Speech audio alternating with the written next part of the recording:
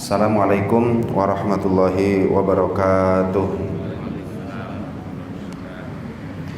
Bismillah, alhamdulillah. Alhamdulillahilladzi an'amana bi ni'matil imani wal islam.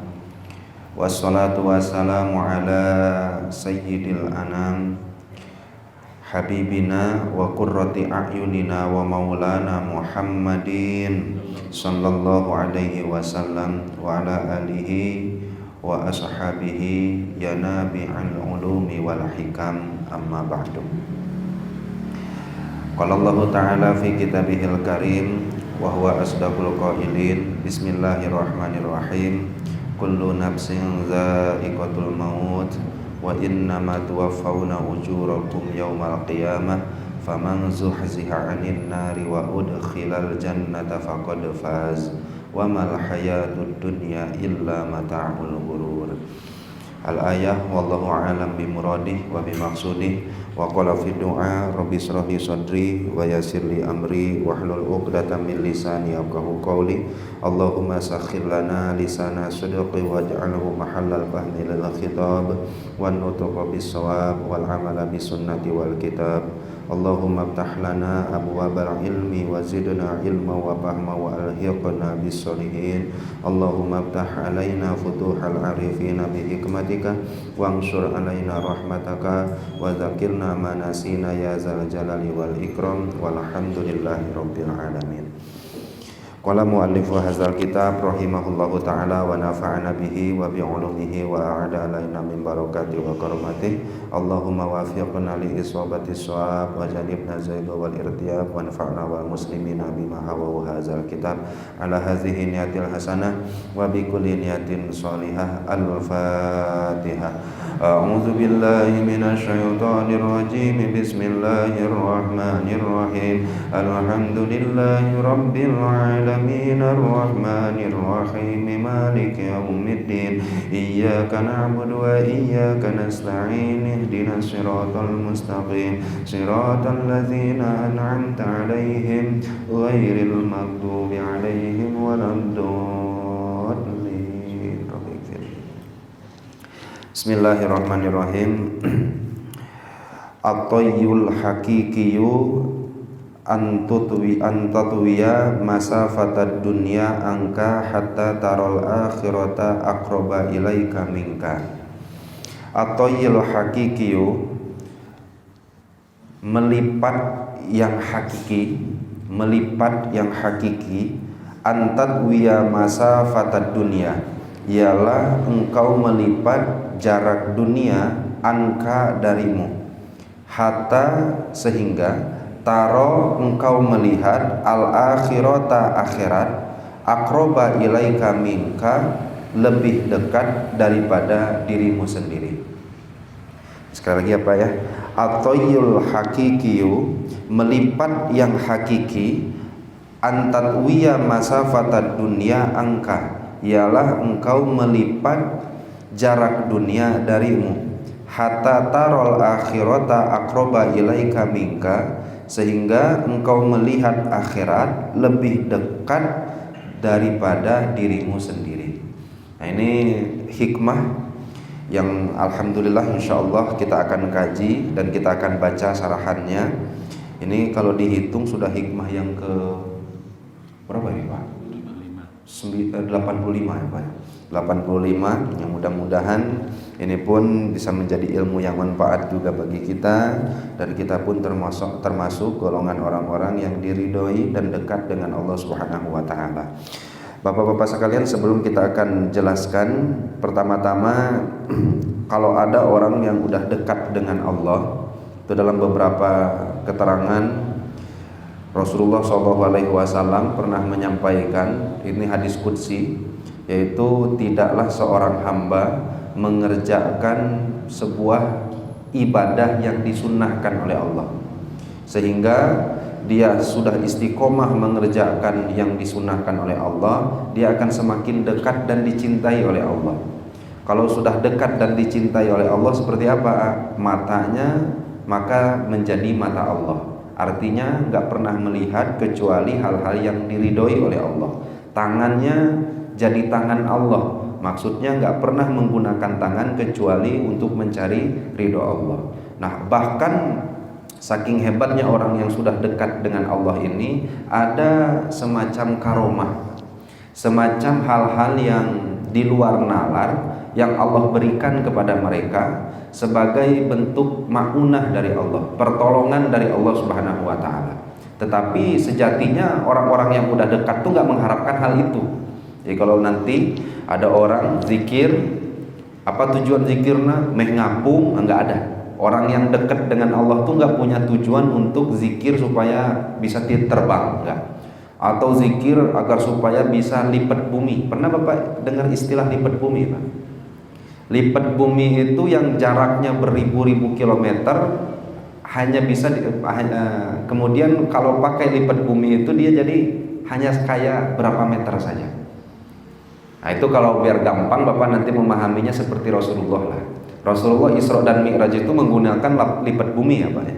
Kenapa? Ya karena memang dari Mekah terus ke Baitul Muqaddas, dari Baitul Muqaddas Palestina sampai ke Sidratul Muntaha. Kira-kira itu jaraknya ditempuh kalau pakai perjalanan normal berapa tahunan atau berapa ribu tahunan.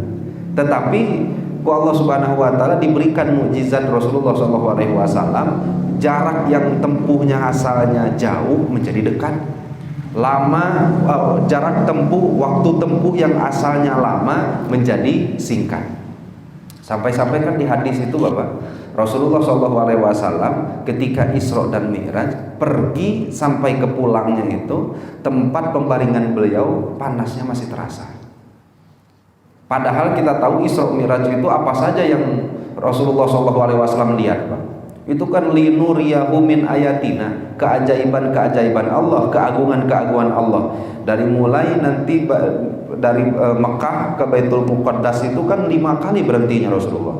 Di Gunung Tursina, di Baitul Lahmin, kemudian di daerah Syam, kemudian ke Yathrib, yaitu Madinah.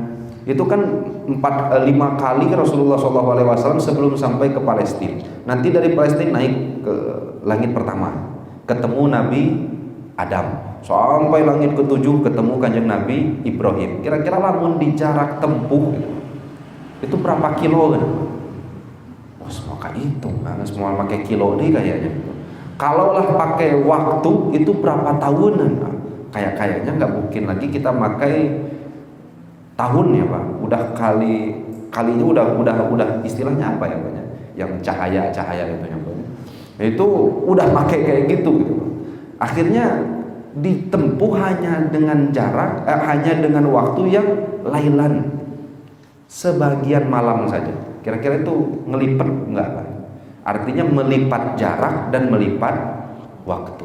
Nah, itu adalah salah satu hal yang di luar nalar yang Allah berikan kepada orang-orang terpilih. Nah, salah satunya mungkin kita juga pernah dengar Kanjeng Nabi Sulaiman itu kan ketika suatu saat nyuruh kepada ajudannya untuk memindahkan istana Balqis ke istananya Nabi Sulaiman. Itu kan semuanya pada disembahkan, semuanya pada ngacung. Tapi kan pada akhirnya yang memenangkan sayembara itu Ifrit ya Pak. Nama jinnya itu Ifrit. Kata Ifrit itu, Nabi Sulaiman, saya bisa memindahkan kerajaan Bilqis ini ke kerajaanmu sebelum matamu berkedip. Jadi sebelum ngedip udah pindah. Itu kira-kira di luar nalar atau dapat logika. Nah, banyak kejadian-kejadian yang di luar nalar yang Allah Subhanahu wa taala berikan kepada hambanya. Nah, nanti istilah toyun Pak, sebenarnya bahasa Arab. Toyun itu lipat Pak. Ada yang lipat bumi, ada yang lipat waktu, ada yang lipat dunia, ada yang lipat nafsu. Nah, ini insya Allah yang akan kita bahas. Tapi sebelum sebagai mukadimah sudah paham dulu Pak. Nah, ini salah satu karomah atau kemuliaan, hal yang di luar nalar yang diberikan oleh Allah kepada sebahagian makhluknya adalah lipat bumi. Jarak yang harusnya jauh menjadi dekat, waktu yang harusnya lama menjadi sebentar. Ya gampangnya aja nanti di akhir zaman lah Pak. Di akhir zaman itu kan akan turun Dajjal. Dajjal itu ngelilingan dunia itu semuanya kekelilingi berapa lama? Hanya arba'ina yauman, 40 hari. 40 hari itu semua alam dunia itu katinca. Kira-kira Pak Edi yang suka touring itu bisa 40 hari ya? Alam dunia. Alam dunia 40 hari kekelilingan ku Dajjal. Nah berarti karomah atau lipat bumi ini kan nggak humpul Allah berikan kepada orang yang dicintai, tetapi ada juga makhluk atau seseorang yang jauh dari Allah tapi diberi juga keistimewaan, salah satunya Dajjal tadi. Nah akhirnya kata Sayyid Ibnu Athaillah As-Sakandari atau yul hakikiyu, melipat yang hakiki, bukan yang jauh jadi dekat, yang lama jadi sebentar, bukan, itu bukan hakiki. Terus yang hakiki yang mana? Atoyul hakikiyu antatwiya masafat dunia anka, engkau diberikan karunia bisa melipat jarak dunia darimu. Kira-kira kita hidup di dunia ini lama sebentar, Pak? Ini hitungannya pakai nafsu, pakai akal lah. gitu. Kalau hitungannya pakai nafsu, jarak kita, tempuh kita dari mulai bayi sampai ke kita wafat itu lama sekali. Ada yang 50 tahun, ada yang 40 tahun, ada yang 60 tahun, ada yang 70 tahun. Nah, hakikat melipat sebenarnya adalah jarak yang sebegitu lama menjadi sebentar. Kita ngerasa hidup kita yang 60 tahun itu lama, tetapi melipat yang sesungguhnya, kata saya Ibnu Athaillah Sakandari, bukan yang jaraknya dari kota Mekah ke kota Palestina yang harusnya ditempuh berbulan-bulan menjadi hanya 1 jam, bukan itu. Hakikat melipat bumi yang sesungguhnya, melipat bumi yang sesungguhnya adalah kamu hidup di dunia yang 60 tahun itu hanya dirasakan sebentar saja. Kalau kita kan rasa asal lama, Pak. Kita merasa bahwa hidup kita itu dari mulai bayi sampai ke sekarang tuh lamanya luar biasa, jarak tempuhnya jauh luar biasa. Nah, salah satu hakikat karunia yang Allah berikan kepada seorang hamba adalah hamba yang ketika merasa hidup di dunia ini, waktu tempuhnya hanya sebentar, jarak waktu tempuhnya hanya dekat sekali, sehingga yang ada di depannya adalah akhirat. Sampai sini bisa dipahami. Nah, sehingga ini sebenarnya menjadi penerus dari hikmah yang sebelumnya. Karena kan hikmah yang sebelumnya kita pun diberikan gambaran oleh Syekh Ibnu Athaillah As-Sakandari bahwa kalau kita ingin kemuliaan di hidup di dunia ini dan kemuliaan itu tidak pernah ada habisnya, maka jangan cari kemuliaan yang fana, yang sirna. Nah, orang yang dimuliakan oleh Allah di dunia sebabnya dicintai oleh Allah. Darah siapanya? Kemarin teh. Orang yang dicintai oleh Allah sebabnya apa? Zuhud terhadap dunia. Kemudian kita tanya lagi, zuhud terhadap dunia sebabnya apa? Kan gitu jadinya apanya. Nah, sebabnya diterangkan oleh Syekh Ibnu Athaillah Sakandari di hikmah yang sekarang, yaitu mereka yang menganggap perjalanan dunia itu hanya sebentar. Mereka yang menganggap jarak dunia ke akhirat itu hanya ditempuh dengan jarak yang hanya sedikit saja, hanya dekat saja. Sehingga apapun prioritas mereka hidup di dunia, dunia itu hanya sebagai jembatan yang hanya sekali lewat saja. Nah, sampai sini bisa dipahami. Nah, insya Allah nanti kita akan bacakan satu persatu apa pembahasan ulama tentang hikmah yang ke-85 ini. Nah, yang pertama kita akan bahas dulu bahwa para ulama sufi salah sawiyosna wayan qasimu ingda sufiyah ila arba'ati aksamin, bahwa melipat itu ada 4. Nanti kita akan bahas satu persatu dan kita termasuk golongan yang mana yang Allah anugerahkan kepada kita. Yang pertama toyuz zaman, lipat waktu. Yang kedua toyul makan, lipat tempat. Yang ketiga toyud dunia, melipat dunia. Yang keempat toyun nufus, melipat nafsu. Ya kayaknya mah kita nggak punya satu-satu acan ya. Ya lipat baju mun aya mah ya. Fa amma toyuz zamani, adapun lipat waktu, ayyaqsura fi maudiin wa yatulu fi maudiin akhara. Nah, ini adalah ketika di satu tempat waktu itu sebentar, tapi di waktu lain waktu itu panjang. Pernah kejadian seperti ini? Pernah. Itu ada seorang ulama ngarang kitab namanya Syarah Ta'iyah. Syarah Ta'iyah ini untuk seorang ulama, beliau bernama Imam Al-Farghani. Beliau menceritakan dulu ada seorang lelaki alladzi kharaja yaktasilu fil farad.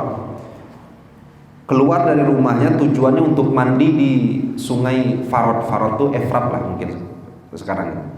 Sungai Efrat. Qurbaz zawali itu dilakukan di hari Jumat sebelum waktu zuhur masuk. Jadi memandi dulu, adus dalam cara ulama, adus sebelum berangkat ke masjid, beliau adus dulu. Lam yajid siabahu, tanggalkan pakaian, mandi, beres tanggalkan pakaian.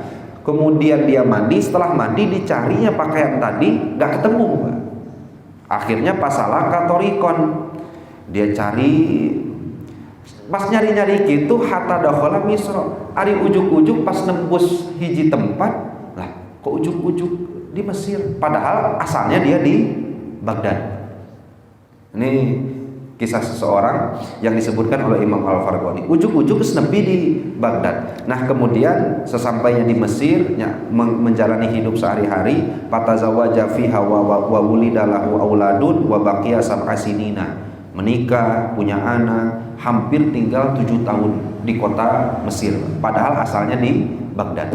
Nah, kemudian sumadahaba, suatu hari di Mesir ini beliau mandi lagi sebelum Jumat juga lagi kebenaran. Nah, cuma mandinya beda, sekarang di Sungai Nil, sama tanggalkan pakaian kemudian mandi lagi. Palamma parago faidzan siabuhu al-ula, kemudian ketika beres mandi pas pakai baju, ternyata baju yang mau dikenakan baju yang dulu hilang. Aku mau ujuk-ujuk aya baju nu hilang teh, pake ku ajeuna teh. Pasalah katorikon, kemudian pulang. Ari barang pulang fa iza huwa bi Baghdad. Nembus ke satu tempat, jalannya udah beres, nembus ke satu tempat, ternyata yang tempat yang dia tuju sekarang malah berada di Baghdad kembali. Dari Mesir ke Baghdad. Akhirnya qabla sholatil Jum'ah min zalikal yaum, itu pun terjadi. Beres datang ke kota Baghdad, ternyata waktu hari itu tuh sama persis sebelum dia kehilangan dulu. Jadi lewat 7 tahun itu pas pulang ke Baghdad, bener ngomong Jumat ngimpen sudah nih macam itu. Lamun cara urang mah lamun bageula di Garut, lamun kantos ngadangu ada orang kehilangan anak, kemudian dicari dari siang sampai kasore, itu yang katanya nyarinya itu hampir seminggu dicari baru ketemu. Kata anaknya, nah onda kakarak main oge saja, kakarak main oge 2 jam, entah kemana perginya gitu ya banyak. Nah, yang kayak gini model-modelnya lipat waktu namanya. Ini hese asup logika, ya sudah. Kalau susah masuk logika, kita masukkan ke dalam Al-Quran. Kata Allah dalam surat As-Sajdah, kana miqdaruhu alpasan natin mimma ta'udun. Kalau bapak sekarang hidup di dunia, kemudian ada orang sekarang hidup di akhirat, umpamanya berbarengan waktunya. Di dunia sekarang kakarak sapoe, di akhirat baru berapa waktunya? Kan di akhirat itu waktunya sudah 1000, ka'al biyaumin 1000 hari. Kalau di dunia baru 1 hari. Berarti perbandingannya berapa ini, Pak? Di dunia 1 hari, di akhirat udah 1000 hari. Dibalik berarti nya. Dibalik gitu kan. Bingung. Di dunia udah 1000 hari, di akhirat baru sehari. Berarti jauh pisan ya banyak perbedaannya. Nah, andaikan itu berbarengan sekarang ada kejadian seperti itu pun termasuk lipat waktu, toyuz zaman. Makanya kan kata Allah dalam surat As-Sajdah, kalian menitenang-tenang wae hidup di alam dunia tuh. Tahu nggak bahwa nanti di akhirat dengan sekarang di dunia, perbandingannya kalian hidup 1000 hari di dunia itu sama hanya dengan 1 hari di akhirat. Ternyata ada perbedaan waktu antara dunia dan akhirat. Wallahu alam, kalau mungkin kita berpindah dimensi, berpindah tempat, mungkin ada perbedaan waktu, ya wallahu alam. Tamboroning pindah alam ke jadi alam jin, alam malaikat, pindah tempat aja kan kita beda waktu. Larasnya banyak. Jangankan pindah alam dunia dan akhirat, pindah tempat yang masih di dunia aja kan udah beda waktunya. Nah itu namanya toyuz zaman. Nah ada toyul makan. Toyul makan itu jarak yang tadinya jauh menjadi dekat. Nah ini lipat bumi namanya, lipat tempat namanya. Nah kedua hal ini Pak, kalau Bapak nanti lihat ada orang yang bisa menempuh, pokoknya nama tadi saya nggak beres sholat di Mekah, nah kakak Didi nggak saya Didi, oh tadi saya melakukan lipat bumi dan lain-lain. Nah itu tidak menjadi ciri orang tersebut dicintai oleh Allah, tidak menjadi ciri orang tersebut dekat dengan Allah. Kenapa? Karena keanehan dan sesuatu yang di luar logika itu tidak hunkul diberi ke Allah kekasihnya, tetapi ke musuhnya pun dikasih. Contoh zaman Nabi Musa ketika berhadapan dengan Raja Fir'aun. Nabi Musa yang punya mukjizat, kahin Fir'aun, tukang sihir Fir'aun pun punya hal yang di luar nalar. Kanjeng Nabi Musa lemparkan tongkat jadi ular, yang penyihir Fir'aun lemparkan tali pun jadi ular. Kalaulah yang seperti itu menjadi ciri bahwa orang dekat dengan Allah, dan tukang sihir Fir'aun yang menjadi kekasih Allah. Tapi kan tidak buktinya. Nah makanya yang hakikat itu adalah atoyud dunia, yang ketiga. Jadi yang ke-1 dan ke-2 ini tidak termasuk bagian dari ciri seseorang atau alamat seseorang dekat dan dicintai oleh Allah Subhanahu wa ta'ala. Makanya kan saya tadi baca juga dalam kitab Syekh Ramadan Al-Buti, kata Syekh Ramadan Al-Buti, banyak sekarang fenomena bahwa orang mengakui punya guru, gurunya bisa terbang, gurunya bisa lipat bumi dan lain-lain, dan itu dijadikan kebanggaan. Padahal itu sama sekali tidak menjadi ciri orang tersebut dekat dan dicintai oleh Allah. Tetapi memang ada orang yang dekat dan dicintai oleh Allah diberikan karomah semacam itu.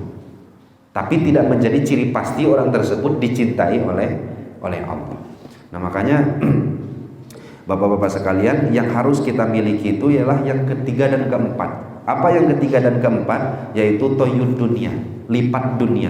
Maksudnya gimana? Antatwiya angka masafataha bizuhdi fiha. Kita lipat jarak dunia yang tadinya jauh menjadi dekat. Kita lipat waktunya dunia yang tadi terasa lama menjadi sebentar, sehingga hidup di dunia yang walaupun selama menurut hawa nafsu kita, tetapi cek hati kita, cek akal kita, dunia yang begitu lama itu hanya akan sebentar lagi meninggalkan kita. Nah sehingga terciptalah sifat zuhud di dalam hati. Kalau sudah ada rasa zuhud di dalam hati, insya Allah kita akan dicintai oleh Allah. Kan gitu jadinya Pak. Jadi kita kalau urut lagi, bagaimana orang bisa menjadi mulia di sisi Allah? Dia dicintai oleh Allah. Kenapa orang dicintai oleh Allah? Karena dia zuhud di alam dunia. Kenapa orang bisa zuhud di alam dunia? Karena dia punya lipat dunia. Nah gitu aja gampangnya. Apa lipat dunia itu? Menganggap dunia yang lama ini hanya sebentar saja. Bisa dipahami. Nah inilah maksud dari dauhan Rasulullah SAW. Kata Rasulullah SAW, izhad bid dunya, zuhudlah di dunia, maka Allah akan mencintaimu. Izhad bima bi aidin nas, zuhudlah, terimalah apa-apa yang ada di tangan orang lain. Jadi jangan sampai kabitaan, ninggal batur boga mobil, ninggal batur boga jabatan, ninggal batur boga kekayaan. Zuhud juga, maka yuhibbukan nas. Kalau kita zuhud di dunia dicintai oleh Allah, kalau zuhud terhadap harta orang lain, rizki orang lain, insya Allah kita akan dicintai oleh manusia. Jadi dua pedomannya itu. Satu zuhud di dunia, melahirkan cinta Allah. Dua, zuhud terhadap barang orang lain melahirkan cinta makhluk Allah Subhanahu wa taala. Sampai sini bisa dipahami, Pak? Mangga Pak, sebelum kita lanjutkan lagi, ada dulu tambahan atau pertanyaan, mangga Pak.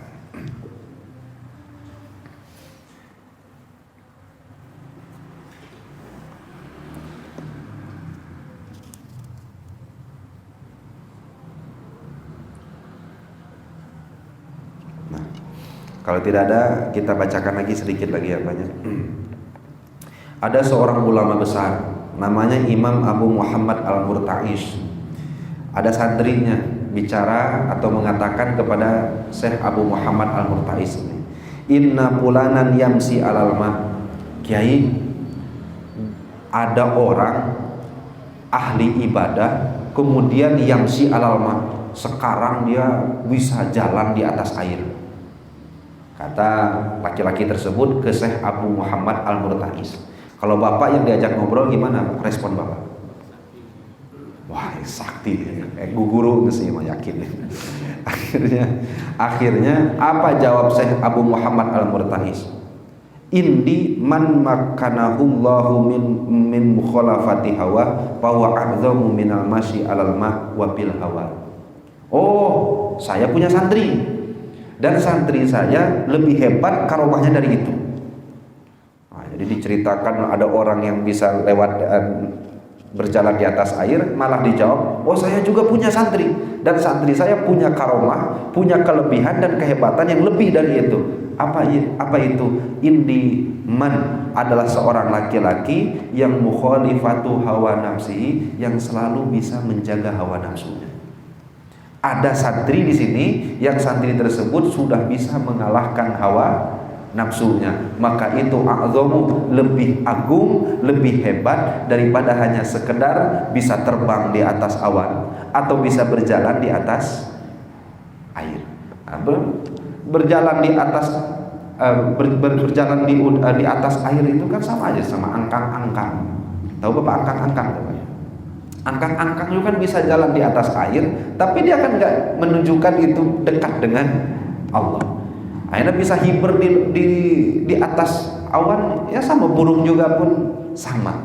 Nah sehingga kata Syekh Abu Muhammad Al-Murtais, saya punya santri yang lebih hebat, ialah santri yang dia itu sudah diberikan kedudukan oleh Allah, bisa mengalahkan hawa nafsunya. Mana lebih hebat Pak? Mengalahkan hawa nafsu atau jalan di udara atau jalan di atas air?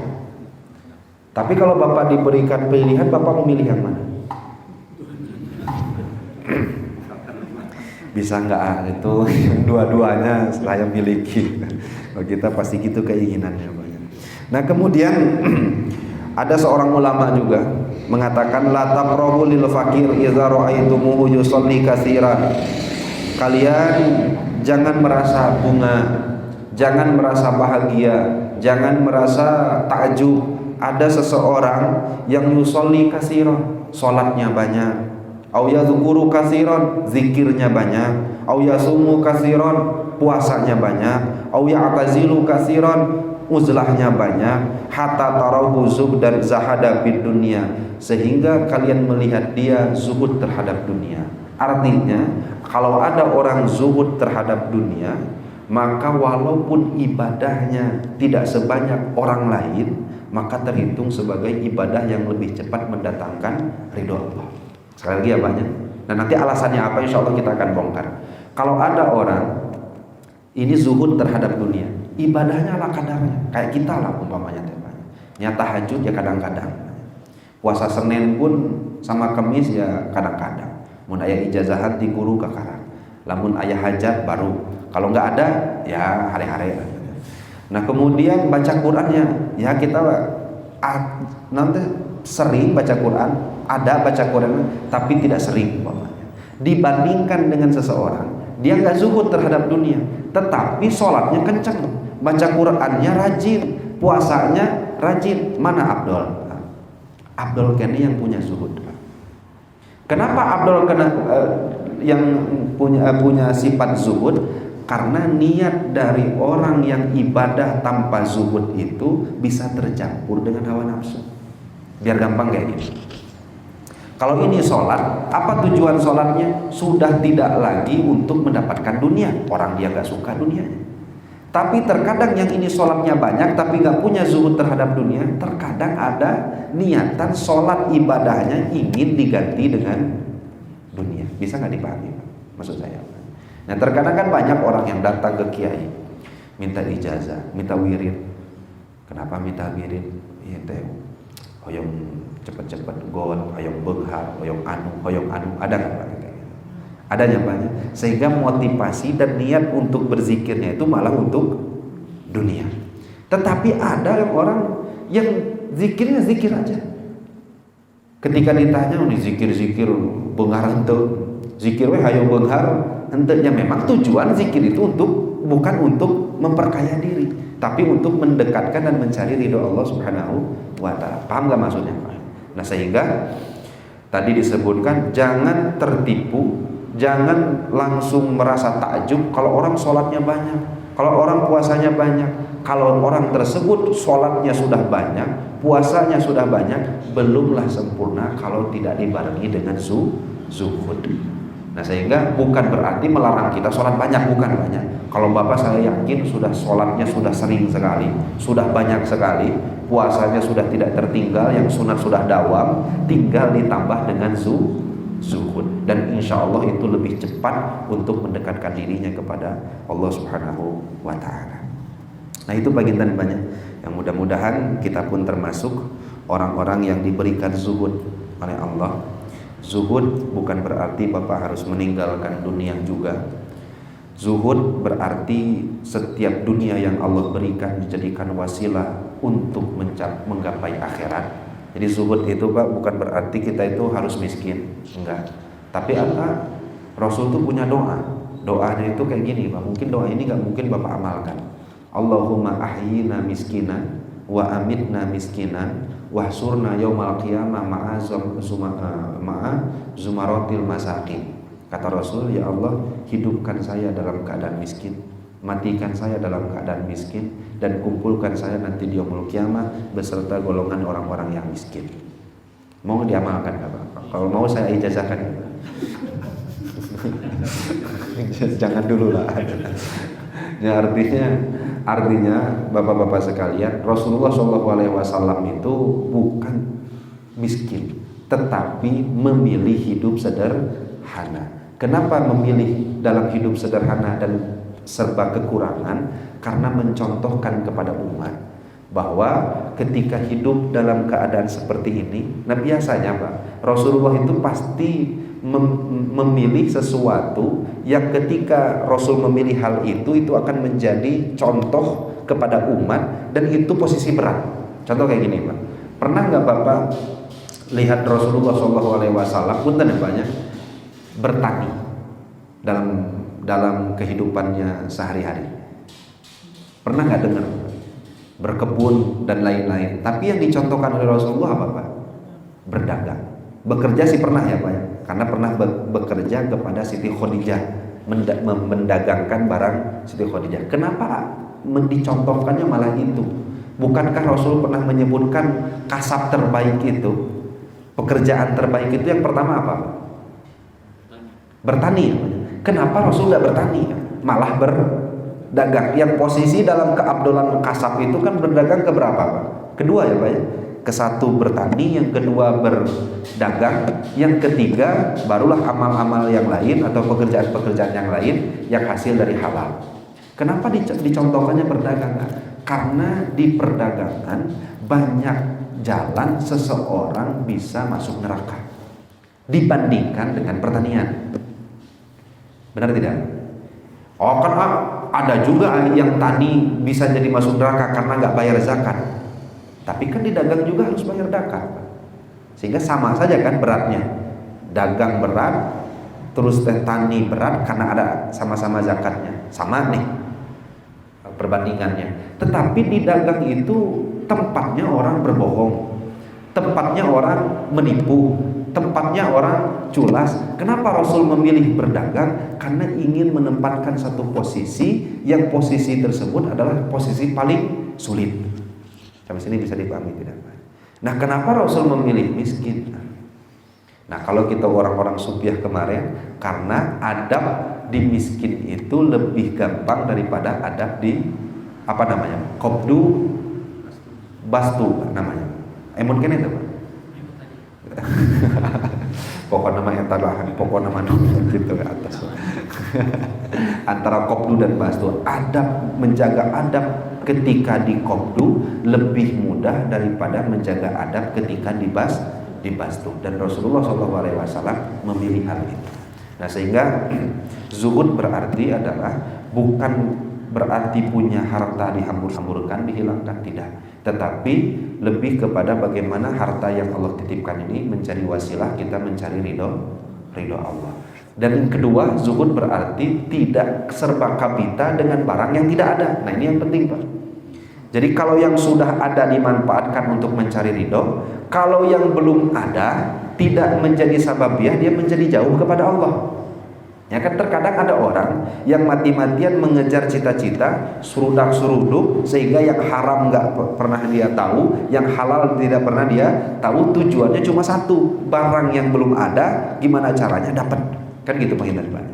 Nah, jadi zuhud itu yang ada manfaatkan, yang tidak ada jangan jadikan itu wasilah kita semakin jauh kepada Allah. Sampai sini bisa dipahami. Yang mudah-mudahan kita semuanya termasuk orang-orang zuhud dan orang-orang yang diberikan karomah oleh Allah Subhanahu wa taala. Tapi kita nggak ingin karomah lipat bumi, nggak ingin juga kita karomah lipat waktu. Yang kita inginkan adalah Allah memberikan keistiqomahan dalam ibadah kita sehari-hari. Dan saya yakin istiqomah di zaman sekarang itu udah jadi karomah yang langka. Garis tahu? Istiqomah di zaman sekarang ini itu udah jadi karomah yang langka. Orang membayang bahwa karomah itu bisa hiber, bisa lempang di atas air, itu karomah yang nilainya gak seberapa. Tapi karomah yang luar biasa di zaman sekarang adalah bisa istiqomah taat ibadah kepada Allah Subhanahu wa ta'ala. Dan mudah-mudahan kita termasuk di dalamnya, amin ya Allah ya Rabbal alamin. Panginten sakitu, Pak, mangga bila ada pertarosan antara tambihan. Melipat nafsu itu semacam apa? Oh ya.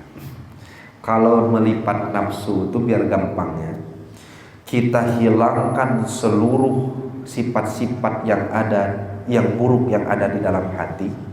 Yang ditinggalkan cuma satu, Allah. Nah, itu namanya lipat nafsu, lipat hati, lipat jiwa.